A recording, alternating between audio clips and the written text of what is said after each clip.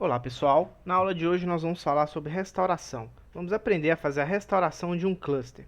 Nas aulas anteriores nós fizemos aí um dump do nosso cluster através do pg_all. Se nós visualizarmos o conteúdo desse cluster, nós observamos aqui que ele tem tablespaces, né? Então, ou seja, que ele possui duas tablespaces dentro desse diretório, var lib postgres tablespace table1 e table2.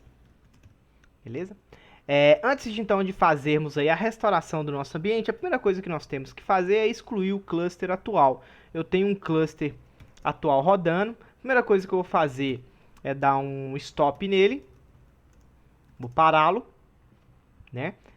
Agora ele não está rodando mais. Agora eu vou fazer a sua exclusão, que eu não preciso mais desse cluster, eu vou criar um novo, né? Não preciso mais dele. Excluir, e a partir de agora eu não tenho nenhum cluster.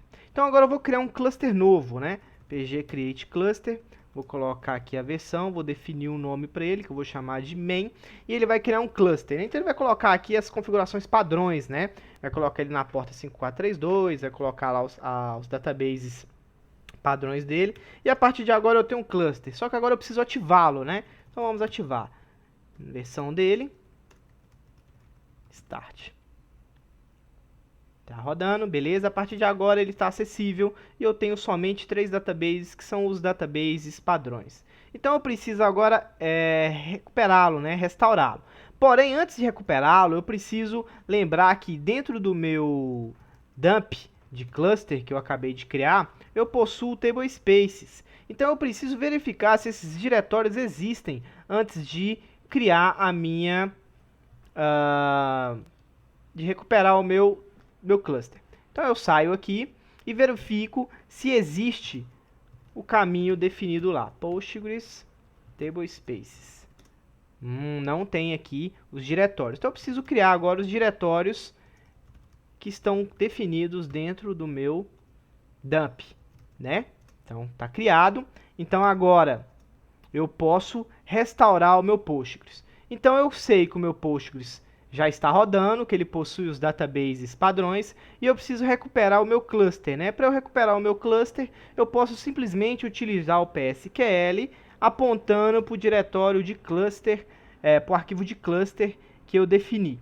Então faço isso, ele vai começar a fazer as execuções, vai fazer a leitura do meu cluster.dump e vai fazer as inserções de tudo que está lá dentro, né? E no final, se eu acessar o meu Postgres, eu consigo visualizar aí que ele fez a restauração de todos os meus databases, né? Todos os meus databases foram restaurados. E se eu quiser verificar as tablespaces, eu dou um /db, ele traz para mim as tablespaces.